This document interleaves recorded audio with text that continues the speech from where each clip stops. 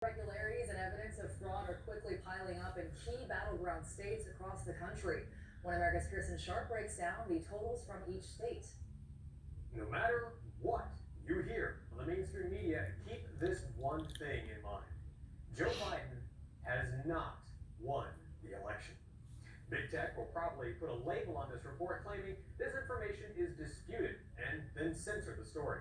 It doesn't matter. The harder they try and cover up the facts, the more their desperation shows, which just proves one thing. They're scared. The sham they've been perpetrating since November 3rd is going to come crashing down. If this were any other election at any other time in America's history, officials on both sides of the aisle would be outraged over the staggering evidence of voting fraud. But this isn't any other time, and this isn't an election between President Trump and Joe Biden. This is an election between President Trump and the globalists who want to carve up America and sell it to the highest bidder. There are vast amounts of evidence that foreign entities have meddled in this election, not the least of which is China, a nation with an obvious interest in getting rid of President Trump and putting in someone who's easy to control. Maybe someone whose family has already accepted over $1 billion from the communist Chinese government. Someone like Joe Biden. So let's take a second and break down the election and see exactly where things stand. While many states have already been called for the predictable winners, there are 6 key battleground states where the levels of fraud are off the charts. Let's start with Nevada, because that was one the Democrats thought they'd win handily. The official story is that Biden won the state by 33,000 votes. That's a good margin. Should be a clear win, except it's not. It turns out about 1,500 people who voted in Nevada's elections are dead.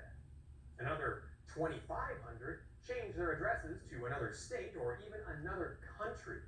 Some 6,000 voters were flagged by the post office as having vacant addresses. 8,000 voters cast ballots from addresses that don't even exist. 15,000 people somehow voted from vacant or commercial properties. 20,000 voters somehow cast their ballots from out-of-state addresses. And the big one, a whopping 42,000 voters successfully voted twice in the election. Now, even without knowing who all these people voted for, Republicans and Democrats should want to get this cleared up and ensure our election integrity is being maintained, not just when your guy is winning. So they say Joe Biden is up in Nevada by 33,000 votes. Well, right there, that is 95,000 fraudulent votes, which should automatically put the state back in the running for President Trump. But Nevada isn't alone. It's a similar situation in Pennsylvania, where Biden won by 81,000 votes. But the thousands of dead and out-of-state voters in Pennsylvania add up fast, and in the end come out to some 121,000 fraudulent ballots cast in the election.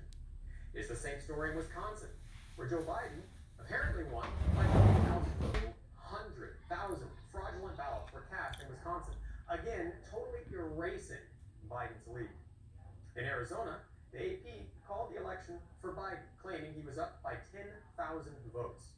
But Arizona is even worse than Wisconsin, with over 300,000 fraudulent or questionable ballots cast in the state.